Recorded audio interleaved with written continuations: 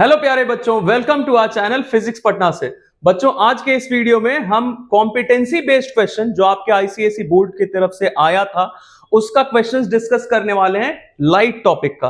तो इसमें हम सारा का सारा लाइट कवर करने वाले हैं। It might be lens, questions of lens, या फिर आपका रिफ्रैक्शन थ्रू प्लेन सर्फेसेस, या फिर स्पेक्ट्रम। ये सारा चीज इसमें हम कवर करने वाले बच्चों। और ये आप लोगों का प्रॉब्लम था कि कॉम्पिटेंसी बेस्ड क्वेश्चंस काफी टफ है, पता नहीं कैसे टैकल करेंगे, समझ ही में नहीं आ रहा है। तो बच्चों, कुछ भी नहीं है इसमें ऐसा। इसमें मैं आपको सारा चीज इसमें समझा देता हूं। इसके बाद लाइट का कोई क्वेश्चन आपको प्रॉब्लम दे ही नहीं सकता है। तो बोर्ड्स में भी अगर थोड़ा लेवल अप किया गया क्वेश्चन तो आप नहीं फंसेंगे, आप सारा चीज ऐसे करके आएंगे, है ना। तो आइए स्टार्ट करते हैं। सबसे पहला क्वेश्चन हमारा क्या है, देखते हैं। When light enters from air to glass it bends towards the normal. हाँ, सही बात है, ठीक है। If red, blue and yellow colors are allowed to enter the same glass block at same angle of incidence, then for which color the value of I minus R be greater? अब देखिए, पहले हम ये I minus R है क्या ये समझ लेते हैं। इसके लिए छोटा सा एक डायग्राम यहां पे रखा है। देखिए I माइनस आर क्या है, देखिए ये आपको दिख रहा होगा, ये हमारा एंगल ऑफ इंसिडेंस है, क्योंकि ये इंसिडेंट रे और नॉर्मल के बीच बन रहा है। और ये ब्लू जो है ना, ब्लू वाला लाइन जो हमें दिख रहा है, ये क्या है, हमारा रिफ्रैक्टेड रे। तो नॉर्मल और रिफ्रैक्टेड रे के बीच में जो ये बन रहा है, ये है एंगल ऑफ रिफ्रैक्शन। और देखिए बच्चों, डेल्टा जो होता है, it stands for change in anything. तो यहां पे लाइट का पाथ चेंज हो रहा है, लाइट का डायरेक्शन चेंज हो रहा है। कितने से, देखिए ये जाना चाहिए था ऐसे स्ट्रेट, ये जो डॉटेड दिख रहा है ये इसका डायरेक्शन दिखाया जा रहा है इंसिडेंट रे का, लेकिन रिफ्रैक्शन की वजह से ये अपने पाथ से देखिए इतना डेविएट होके और ऐसे आ गया। तो ये है हमारा एंगल ऑफ डेविएशन, जिसको हम डेल्टा से डिनोट करते हैं, है ना। अब आपको दिख रहा होगा कि नॉर्मल स्ट्रेट लाइन और इस लाइट को इंसिडेंट रे को प्रोड्यूस किया, तो ये भी स्ट्रेट लाइन। तो इन दोनों के बीच में देखिए ये एंगल बन रहा है और ये पूरा एंगल, ये दोनों वर्टिकली अपोजिट से इक्वल होंगे। मतलब एंगल आई इक्वल क्या लिख सकते हैं, angle r plus angle delta. तो यहां से हमें एंगल डेल्टा दिख रहा है बच्चों, ये क्या आ जाएगा, आई माइनस आर। तो इसी का हमें काम था बस। अब देखिए आई माइनस आर है क्या, ये एंगल डेल्टा है।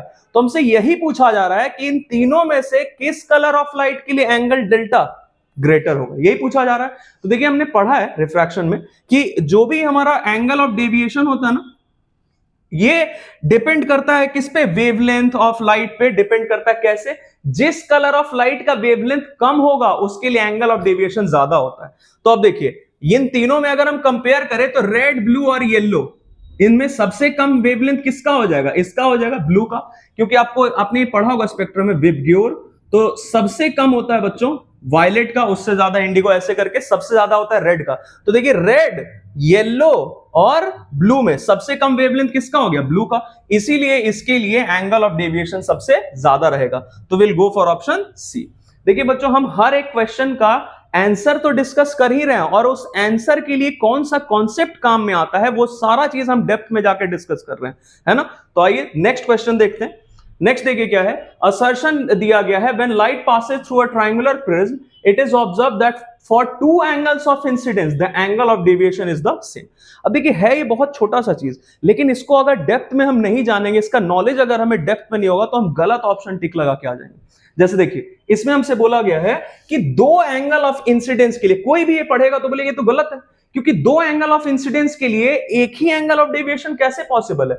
क्योंकि हमने पढ़ा है कि factors affecting angle of deviation में हमने पढ़ा है कि जैसे जैसे एंगल ऑफ इंसिडेंस बढ़ाते हैं वैसे वैसे एंगल ऑफ डेविएशन कम होता जाता है एक सर्टेन मिनिमम वैल्यू तक, और उसके बाद भी अगर एंगल ऑफ इंसिडेंस बढ़ाए तो एंगल ऑफ डेविएशन भी बढ़ने लगता है, जिसका ग्राफ हमें कुछ ऐसा मिलता था, है ना। ये हमारा मिनिमम एंगल ऑफ डेविएशन यहाँ पे होता था। अब देखिए ये जनरली पढ़ने पे आप बोलेंगे ये तो गलत है, लेकिन बच्चों ये स्टेटमेंट सही है। कैसे सही है मैं आपको बताता हूं। देखिए इसके लिए एक छोटा सा फिगर हमने यहां पे रखा है, ये देखिए फिगर से समझते हैं होगा क्या कि एंगल ऑफ इंसिडेंस ऑब्वियसली हमारा, है ना, ये I1 क्या है, एंगल ऑफ इंसिडेंस। अब ये लाइट रे जाना चाहिए था ऐसे, लेकिन दो दो बार रिफ्रैक्शन हुआ, पहले इस सरफेस पे फिर इस सरफेस पे, दोनों सरफेस पे, फर्स्ट सरफेस और सेकंड सरफेस पे रिफ्रैक्शन हुआ, जिसकी वजह से लाइट ऐसे नहीं जाकर अपने ओरिजिनल पाथ से देखिए इतना डेविएट करके और ऐसे आ रहा है ना। तो ये हमारा एंगल ऑफ डेविएशन डी से या डेल्टा से किसी से भी डिनोट कर सकते हैं। अब देखिए हम करेंगे क्या, अगर यहां पे हम कोई भी ओपेक सरफेस रख दें, मान लेते एक मिरर ले लिया हमने, और मिरर को कैसे प्लेस किया है, सो दैट ये जो हमारा इमर्जेंट रे यहां से बाहर आ रहा है, आपको पता होगा इसको इमर्जेंट रे बोलते हैं। तो ये जो इमर्जेंट रे यहां से बाहर आ रहा है, अगर ये इस मिरर पे परपेंडिकुलरली स्ट्राइक करे तो ये अपने पाथ को रिट्रेस कर लेगा ना, और ऐसे ही हो के बिल्कुल इसी रास्ते से मैं यहां एरो मार्क कर दूंगा, ऐसे होते हुए आएगा और फिर ऐसे होके और फिर इधर से ऐसे बाहर आ जाएगा। अब देखिए, जब ये वापस यहां से ऐसे जाएगा, रिट्रेस करने का मतलब क्या, जिस रास्ते से आया था उसी रास्ते से वापस चला जाएगा। तो देखिए, तो वापस जाते वक्त भी क्या होगा, ये अपने ओरिजिनल पाथ से इतना डेविएट करके ऐसे ही तो आ रहा है। मतलब पहले वाले केस में I1 था तो भी डेविएशन इतना ही हुआ, और दूसरे केस में जब इधर से ये वापस आने लगा, रिट्रेस करने लगा पाथ को, तब भी इसका एंगल ऑफ डेविएशन इतना ही हुआ। तो हाँ बच्चों, ये पॉसिबल है। तो हमारा पहला जो स्टेटमेंट है, असर्शन है, वो तो सही है। रीजन देखते हैं। According to principle of reversibility the light retraces its path in the reversing direction, ये भी सही है। तो अब हमारा ऑप्शन कौन सा होगा, देखिए ए, इसको हम थोड़ा छोटा कर देते हैं बच्चों। देखिए हमारा ऑप्शन कौन सा हो जाएगा, A and R true and R is the reason for A. सही एक्सप्लेनेशन है ना, तो हमारा ऑप्शन हो जाएगा बच्चों ए। सॉरी फॉर दैट, ये थोड़ा इधर हट गया, ये हमारा ऑप्शन हो जाएगा ए। दोनों ही स्टेटमेंट सही हैं और हमारा ये रीजन ओके इसको एक्सप्लेन कर रहा है सही से। चलिए आगे बढ़ते हैं। अब देखिए नेक्स्ट क्या है, which of the following diagram show the correct path of light through the lens. अब देखिए ये कॉन्वेक्स लेंस है, तो कॉन्वेक्स लेंस में तो कभी होता नहीं है कि पैरेलल है तो ये डाइवर्ज करने लगे, तो ऐसे जाता है ना फोकस की तरफ, तो ये गलत है हमारा, है ना, ये वाला गलत हो गया। दूसरा देखते हैं, ये कॉन्वेक्स लेंस फिर से दिया है और ये दिख रहा है कि ऐसे आ रहा था लाइट रे तो फोकस से पास कर गया, जबकि ऐसा नहीं होता। लाइट जब पैरेलल होता है इंसिडेंट जो हमारा प्रिंसिपल एक्सिस के, तब ये लाइट रे यहां से पास करके जाता है, तो ये भी गलत हो गया, है ना। अब नेक्स्ट वाला देखते हैं, एक और दिख रहा है बच्चों, ये देखिए, ये तो बिल्कुल ही गलत है। कॉन्केव है हमारा, तो कॉन्केव में तो ऐसा नहीं होता, ये ऐसे आता तो ऐसे जाता है, डाइवर्ज करता, ये जबकि फोकस की तरफ जाता हुआ दिखा रहा है, ये भी गलत है। तो we are left with option B, B. तो हमारा ऑप्शन बी सही है ना। चलिए नेक्स्ट। अब देखिए नेक्स्ट क्वेश्चन क्या है, for a glass block i versus r graph is a straight line. सबसे पहला चीज बच्चों कि जो ग्राफ हम बनाते हैं, किसी भी चीज का ग्राफ स्ट्रेट लाइन कब होता है, जब वो दो क्वांटिटीज डायरेक्टली प्रोपोर्शनल हो, है ना। अगर आई और आर डायरेक्टली प्रोपोर्शनल होते हैं तब ये हमें स्ट्रेट लाइन ग्राफ मिलता, जबकि आई और आर डायरेक्टली प्रोपोर्शनल नहीं होते हैं, ये लिखना गलत हो जाएगा। आप ऐसा बोल सकते हैं, देखिए बहुत माइन्यूट डिफरेंस है, आप अगर डेप्थ में इस चीज को नहीं जानिएगा तो आप बोलिए कि सर दोनों तो एक ही बात है, लेकिन एक ही बात नहीं होता है। डायरेक्टली प्रोपोर्शनल होने का मतलब कि एंगल ऑफ इंसिडेंस डबल करेंगे तो एंगल ऑफ रिफ्रैक्शन भी डबल, इसको ट्रिपल करेंगे तो ये भी ट्रिपल, तब हम बोलते हैं कि ये डायरेक्टली प्रोपोर्शनल है। हाँ, ये बोला जा सकता है कि एंगल ऑफ इंसिडेंस बढ़ने से एंगल ऑफ रिफ्रैक्शन भी बढ़ेगा, या एंगल ऑफ इंसिडेंस कम होने से एंगल ऑफ रिफ्रैक्शन भी कम होगा, ये बोलना सही है, लेकिन ये डायरेक्टली प्रोपोर्शनल बोलना सही नहीं बच्चों, ये गलत हो जाएगा, है ना। तो हमारा पहला स्टेटमेंट जो है कि ये स्ट्रेट लाइन होता है, ये तो हो गया गलत, असर्शन हो गया गलत। अब देखिए दूसरा चीज क्या बोला जा रहा है, रीजन क्या है, when a ray of light undergoes refraction it follows Snell's law. हाँ सही बात है, कोई भी लाइट रे अगर रिफ्रैक्शन करता है सफर, तो स्नेल्स लॉ फॉलो करता है। अब देखिए स्नेल्स लॉ क्या बताता है हमें कि μ21 is equal to sine i by sine r, है ना, जिसमें आपने पढ़ा होगा कि ये जो μ21 है that is refractive index of second medium with respect to first. ये क्या होता है बच्चों, ये होता है कांस्टेंट, ये जो हमारा है ये हो गया कांस्टेंट। अब आप यहां से देख सकते हैं कि साइन आर को अगर हम इधर भेजें, और म्यू मैं इधर लिख लेता हूं, इधर बचा साइन आई, तो ये चीज अगर कांस्टेंट है तो sine r is directly proportional to sine i हम बोल सकते हैं, लेकिन आर प्रोपोर्शनल आई नहीं बोल सकते हैं, है ना। तो ये हमारा जो रीजन है, मतलब ये जो हमारा दूसरा वाला स्टेटमेंट है, ये सही है कि स्नेल्स लॉ को फॉलो करता है, ओबे करता है, लेकिन पहला गलत है। तो हमारा ऑप्शन हो जाएगा बच्चों, assertion is false but reason is true, तो ये ऑप्शन डी। ओके चलिए आगे बढ़ते हैं। Next, a student traces the path of a light ray through a glass prism for different angles of incidence. अब ये क्या क्या एनालाइज कर रहा है देखते हैं। On entering the prism the light ray bends towards the base. सही बात है, मैं जैसे ये एक छोटा सा फिगर यहां रखा है आपको समझाने के लिए, इसके हेल्प से समझते हैं। देखिए पहला स्टेटमेंट हमारा क्या बोला जा रहा है कि ये जो हमारा लाइट रे है जब ये प्रिज्म में एंटर करता है तो ये किधर जाता है, बाहर निकलने के बाद ये किधर जाता है, टुवर्ड्स इट्स बेस जाता है ना, बेंड्स टुवर्ड्स द बेस। दूसरा स्टेटमेंट देखते हैं, लाइट रे suffers refraction at the point of incidence and at the point of emergence. सही बात है, ये रहा पॉइंट ऑफ इंसिडेंस, यहां पे पहली बार रिफ्रैक्शन हुआ, और ये रहा पॉइंट ऑफ इमर्जेंस मतलब बाहर आने वाला है, तो दोबारा रिफ्रैक्शन हुआ। तीसरा statement, an emergent ray bends at certain angle, ये थोड़ा हटाना पड़ेगा बच्चों, थोड़ा छोटा, इसको ऐसे कर दिया है ना। अब देखिए, an emergent ray bends at certain angle to the direction of incident ray. हाँ सही बात है, ये देखिए, ये जो हमारा इमर्जेंट रे है ये इंसिडेंट रे के डायरेक्शन से इतना डेविएट करके ऐसे आ रहा है ना। इंसिडेंट रे का डायरेक्शन क्या है, ये जो डॉटेड दिख रहा है ये, तो ये इंसिडेंट रे के डायरेक्शन से इतना एंगल डेल्टा से डेविएट होके इमर्जेंट रे ऐसे आ रहा है, तो ये भी स्टेटमेंट हमारा सही है। अब देखिए चौथा स्टेटमेंट क्या है, ये देखते हैं। while emerging from the prism at the second surface, second surface ये है, तो यहां से जब ये लाइट रे बाहर आता है तो बोला जा रहा है कि angle of refraction is less than the angle of incidence at that surface. तो इसके कहने का मतलब क्या है कि ये जो हमारा ये एंगल है, एंगल ऑफ रिफ्रैक्शन बोले या एंगल ऑफ इमर्जेंस बोले, एक ही बात है ना, क्योंकि बाहर निकल रहा है इसीलिए हमने इस रिफ्रैक्टेड रे को ही एक नया नाम दे दिया इमर्जेंट रे। तो ये देखिए इसमें बोला जा रहा है कि जो एंगल ऑफ रिफ्रैक्शन है ये एंगल ऑफ इंसिडेंस से कम है। ये रहा बच्चों हमारा एंगल ऑफ इंसिडेंस, जिसका नाम है R2, लेकिन कंफ्यूज नहीं होना है क्योंकि ये रिफ्रैक्टेड रे आगे जाके जब स्ट्राइक करेगा दोबारा रिफ्रैक्शन के लिए यही इंसिडेंट रे का काम कर रहा है। तो ये इंसिडेंट रे और ये नॉर्मल, तो ये हो गया हमारा एंगल ऑफ इंसिडेंस। आपको क्लियरली दिख रहा होगा कि R2 और डेल्टा 2 ऐड करेंगे, मतलब angle of deviation at the second surface, तब ये I2 के इक्वल होगा। वर्टिकली अपोजिट एंगल आपको दिख रहा होगा, ये स्ट्रेट लाइन और ये नॉर्मल स्ट्रेट लाइन, तो ये पूरा एंगल इसके इक्वल है। तो R2 तो I2 से छोटा है, मतलब एंगल ऑफ रिफ्रैक्शन जो है ये I2, ये एंगल ऑफ इंसिडेंस से बड़ा है ना। तो ये स्टेटमेंट हमारा हो गया गलत। अब देखिए तीन स्टेटमेंट हमारे सही है, तो we will go for option A, 1, 2 and 3 सही है। चलिए आगे बढ़ते हैं।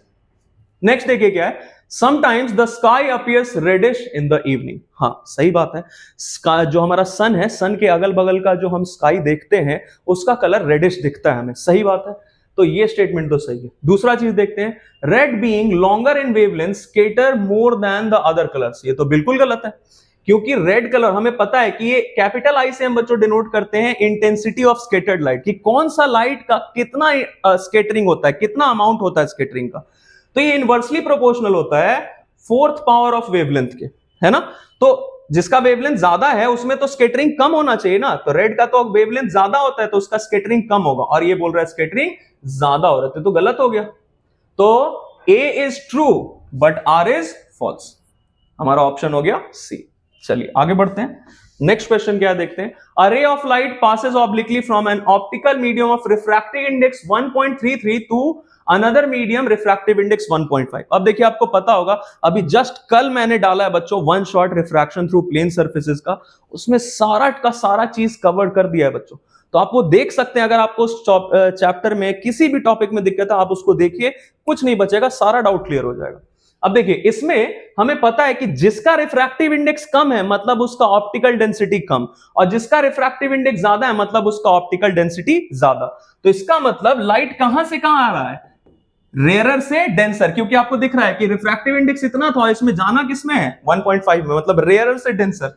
तो ये किधर जाता है, ये जाता है टुवर्ड्स द नॉर्मल। ये देखिए लाइट रे जाना चाहिए था ऐसे स्ट्रेट, लेकिन ये अपने ओरिजिनल पाथ से इतना डेविएट करके ऐसे आ गया, तो टुवर्ड्स द नॉर्मल आ रहा है। ये रहा हमारा नॉर्मल, ये नॉर्मल है, ऐसे डॉटेड दिखा देते हैं, तो ये टुवर्ड्स द नॉर्मल आ गया, तो हमारा ऑप्शन हो गया ए। ओके चलिए आगे बढ़ते हैं।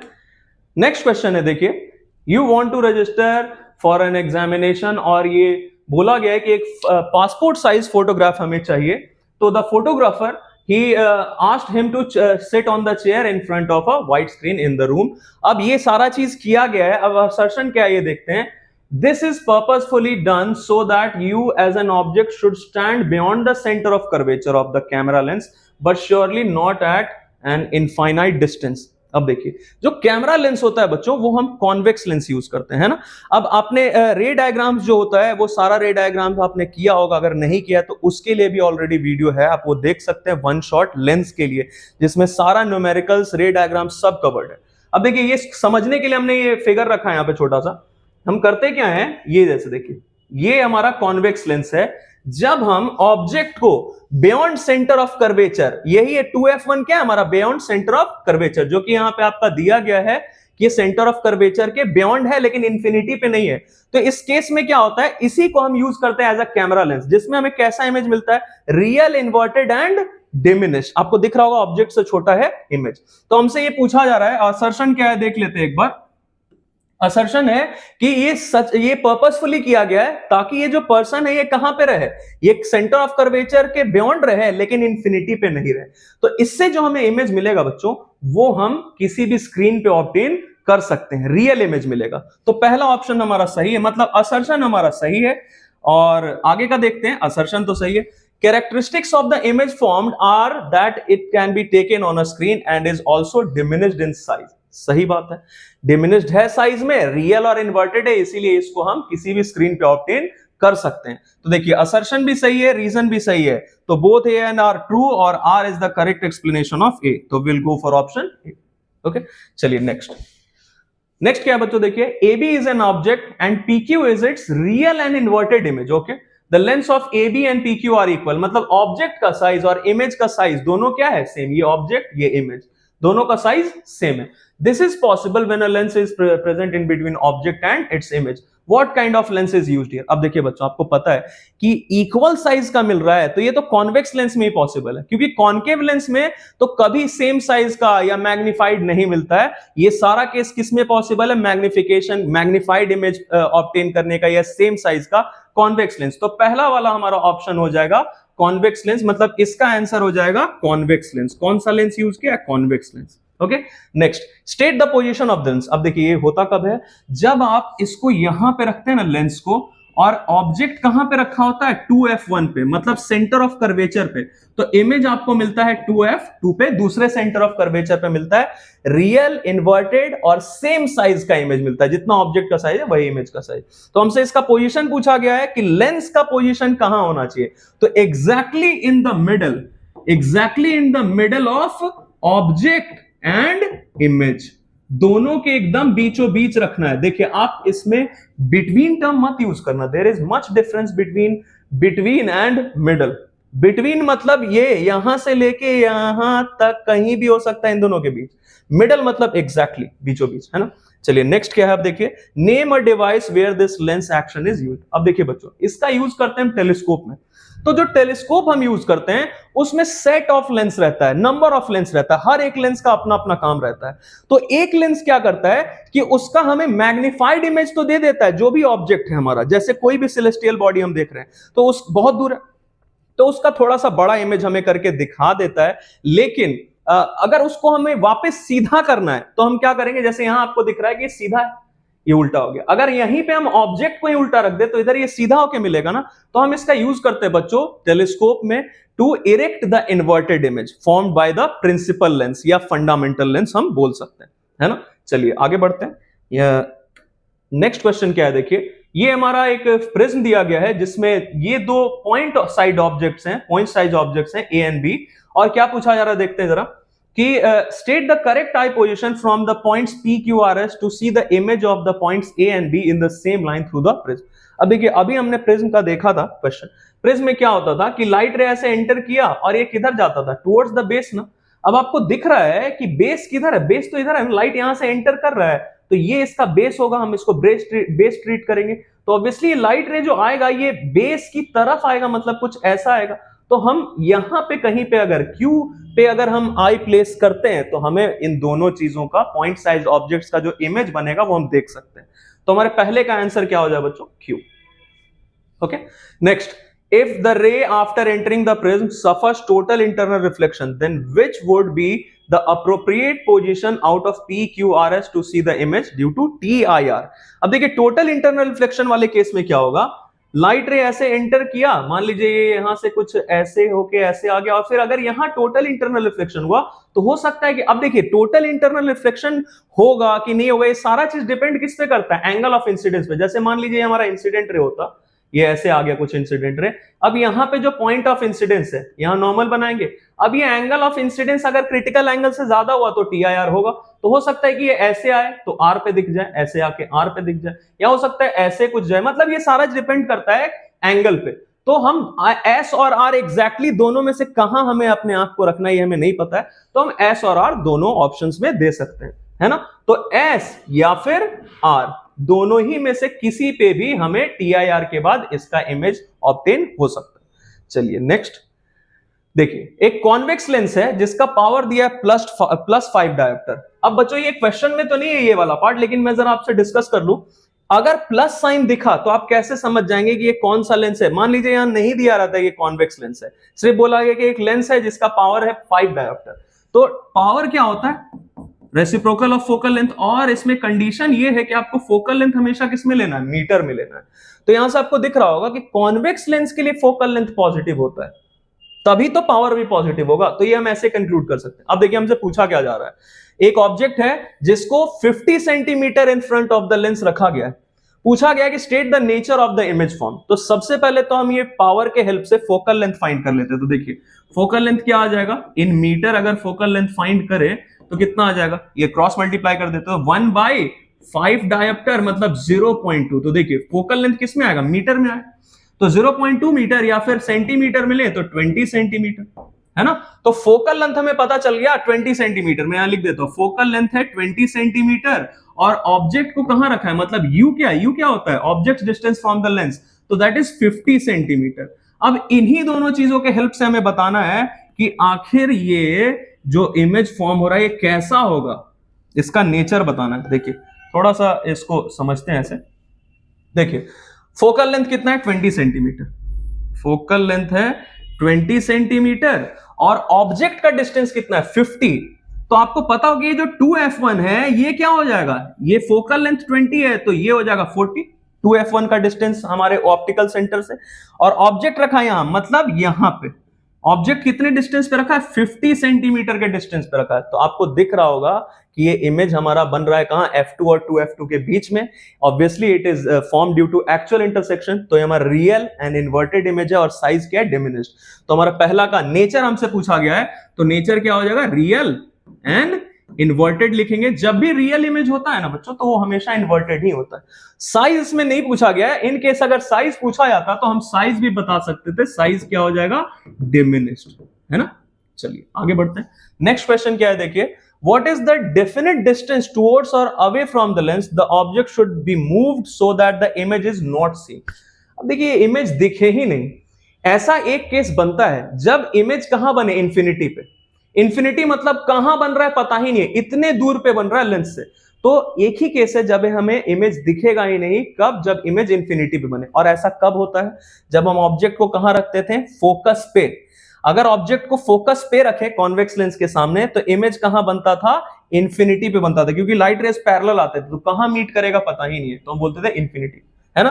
तो अब देखिए हमें कितना शिफ्ट करना पड़ेगा। ऑब्जेक्ट यहां पे है, इसको यहां से उठा के कहां रख देना? फोकस पे। मतलब 50 से कहां पे लाना है? 20 पे। मतलब 30 सेंटीमीटर से इसको क्लोजर लाएंगे।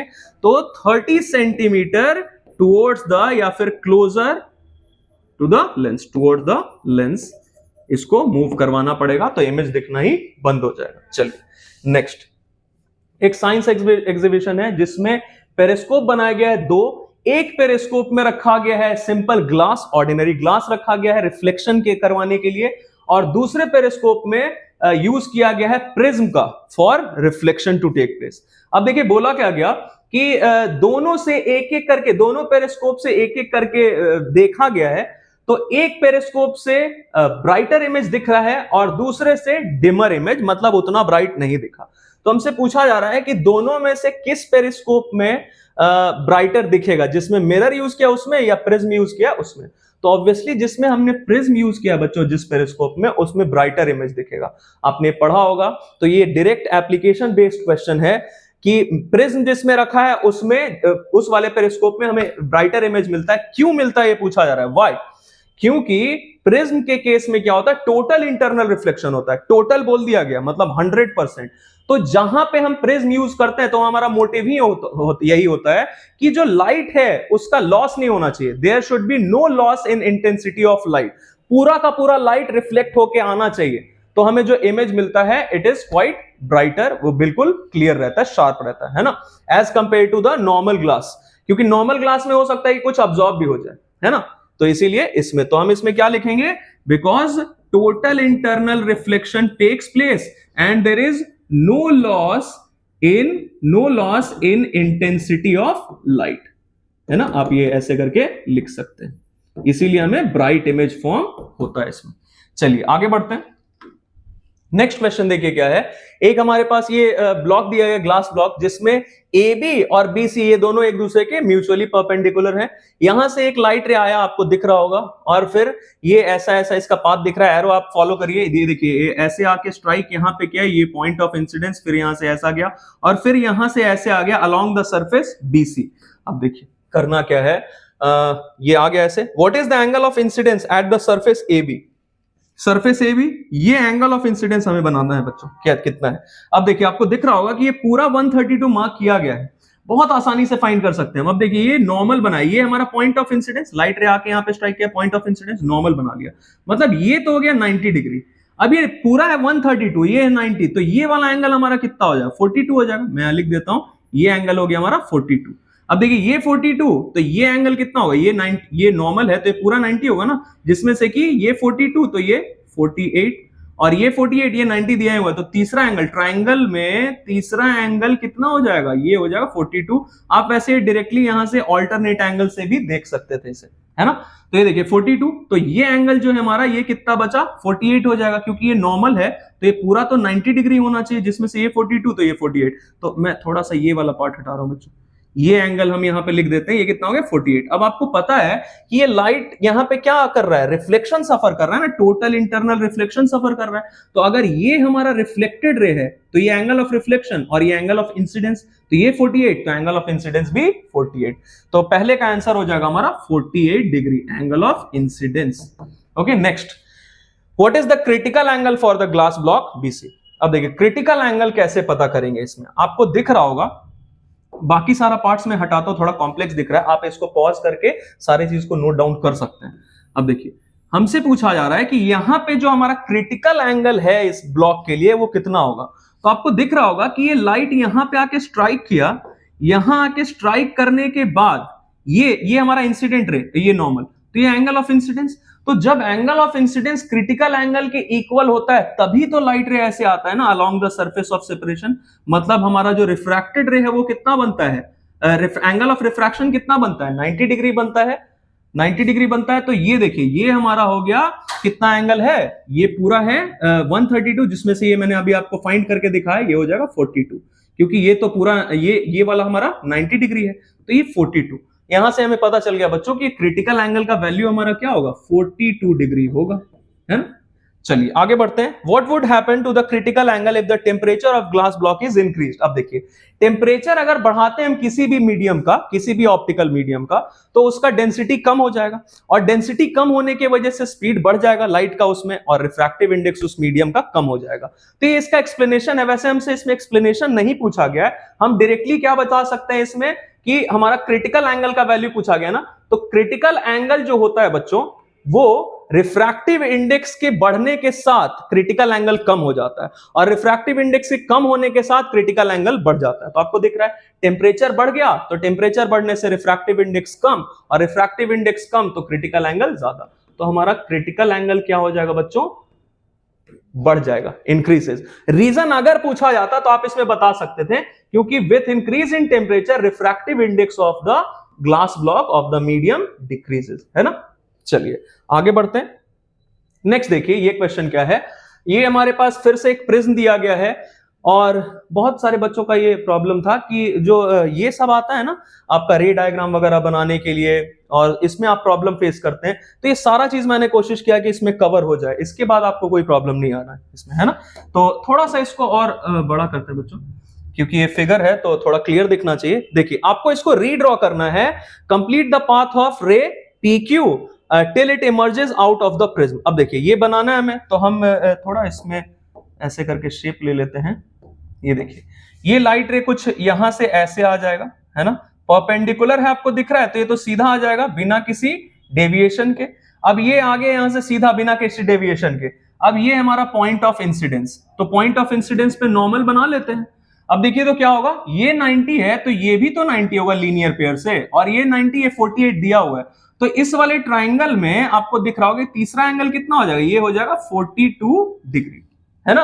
अब ये बचा हुआ एंगल क्या हो जाएगा? ये नॉर्मल है तो ये पूरा 90 होगा ना, जिसमें से कि ये हो गया 48 डिग्री। अब देखिए बच्चों क्या होगा, हमें दिया गया है कि क्रिटिकल एंगल ग्लास के लिए कितना है? 42 डिग्री, और ये क्रिटिकल एंगल, ये हमारा एंगल ऑफ इंसिडेंस। ये देखिए इंसिडेंट रे और ये नॉर्मल, तो इंसिडेंट रे और नॉर्मल के बीच में जो एंगल बना ये क्या है, एंगल ऑफ इंसिडेंस, जो कि क्रिटिकल एंगल के वैल्यू से बड़ा है। तो यहां तो TIR हो जाएगा, total internal reflection will take place.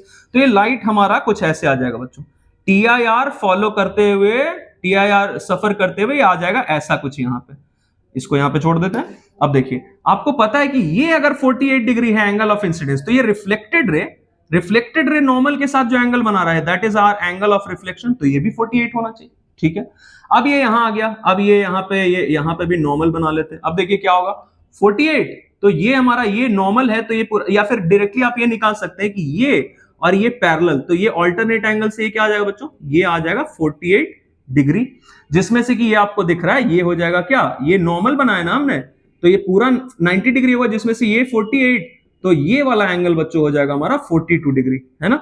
मैं चलिए यहीं पे मार्क कर देता हूं, आप शायद देख पाए इसे, ये 42 डिग्री हो गया ये एंगल ऑफ इंसिडेंस, तो ये तो क्रिटिकल एंगल के इक्वल हो गया।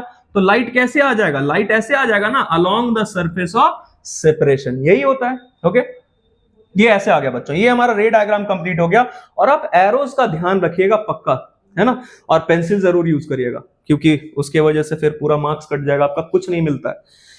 Next, also calculate the net angle of deviation the light ray PQ suffers when it emerges from the prism। अब देखिए क्या हो रहा है, इसका एंगल ऑफ डेविएशन टोटल कितना हुआ ये पता करना है। तो देखिए लाइट रे आ रहा था ऐसे, सीधा आ जाना चाहिए था ना, मैं थोड़ा इसको ऐसे बढ़ा के दिखा देता हूं, लाइट आ जाना चाहिए था ऐसे सीधा, लेकिन हुआ क्या, ऐसा नहीं, ये अपने ओरिजिनल पाथ से पहली बार इतना डेविएट करके ऐसे आ रहा है। तो हम पहले ये एंगल ऑफ डेविएशन फाइंड कर लेते हैं। ये देखिए तो बच्चों कितना होगा, ये आपको दिख रहा है 48 और 48 मतलब 96, तो ये हो गया 96, और इसको हमने प्रोड्यूस किया है ना, तो ये तो स्ट्रेट लाइन है, मतलब ये तीनों एंगल मिलके कितने होने चाहिए, 180। तो 180 में से अगर 96 माइनस कर दें तो ये एंगल आ जाएगा हमारा। तो चलिए 180 में से 96 माइनस कर देते हैं, तो हमारा ये कितना आ जाएगा, 84 डिग्री, है ना। अब देखिए ये वाला एंगल, ये वाला जो हमारा डेविएशन है, पहली बार का डेविएशन, ये हो गया 84 डिग्री। आगे बढ़ते हैं, अब ये लाइट रे 84 डिग्री से डेविएट हो चुका है और ऐसे आ गया। अब इसको कैसे जाना चाहिए था, ऐसे सीधा चला जाना चाहिए था, लेकिन ये ऐसे सीधा गया क्या, नहीं, ये ऐसे सीधा नहीं जा पाया, अपने ओरिजिनल पाथ से ये फिर से इतने से डेविएट करके और ऐसे आ रहा है, मतलब दोबारा हमारा जो एंगल ऑफ डेविएशन है वो इतना हो गया ना बच्चों। अब देखिए हम क्या कर सकते हैं इसके लिए, आपको दिख रहा होगा कि ये इसको प्रोड्यूस किया तो ये स्ट्रेट लाइन, और ये तो स्ट्रेट है ही क्योंकि ये साइड है प्रिज्म का। तो ये देखिए ये एंगल और ये एंगल वर्टिकली अपोजिट से इक्वल होंगे क्या, तो ये 48 तो ये भी 48, तो आपको दिख रहा है दो बार डेविएशन हुआ, पहली बार यहां पे 84 डिग्री का और दोबारा यहां पे 48 डिग्री का। तो दोनों को ऐड कर लेते हैं, टोटल डेविएशन पता चल जाएगा। तो टोटल डेविएशन हो गया बच्चों हमारा 84 plus 84 degree plus 48 degree, that is 132 degree. ये हो गया हमारा टोटल एंगल ऑफ डेविएशन। ये हमारा सेकेंड पार्ट था बच्चों। चलिए आगे बढ़ते हैं। नेक्स्ट क्वेश्चन क्या है, देखिए एक एक्सपेरिमेंट किया गया है जिसमें हमारे पास एक रेक्टेंगुलर ब्लॉक है, रेक्टेंगुलर ग्लास ब्लॉक ABCD जिसका नाम रखा गया है। लाइट रे सरफेस AB पे इंसिडेंट होता है और हमें इसका रे डायग्राम बना के दिखाना है कि क्या क्या हो रहा होगा, कैसे हो रहा होगा। तो मैं थोड़ा सा इसको ऐसे करके छोटा कर देता हूं,